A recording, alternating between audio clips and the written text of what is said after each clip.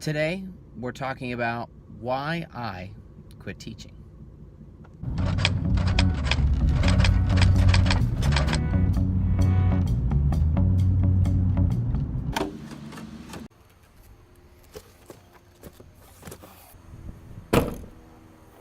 So I just closed out my classroom for the last time. Feels weird. Feels interesting. Like I've got the whole, next few months to decide what's going to be going on, but I've already decided. I've already chosen, and I've already started moving on. It's weird. It's a surreal feeling.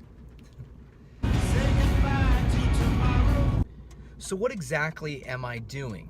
I'm going back to school for 2 years for a degree in environmental engineering, which means basically applying engineering concepts to environmental problems.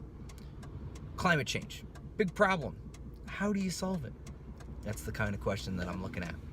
Or solving problems with sustainable energy.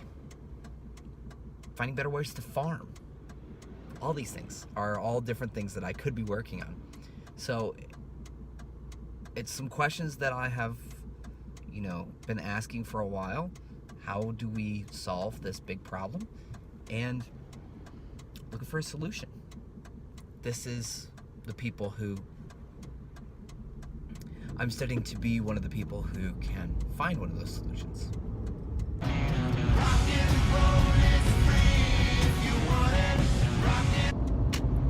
What we're saying is that we're framing this with the kids as that I'm going back to school to learn to speak for the trees. And that's kind of what I'm doing.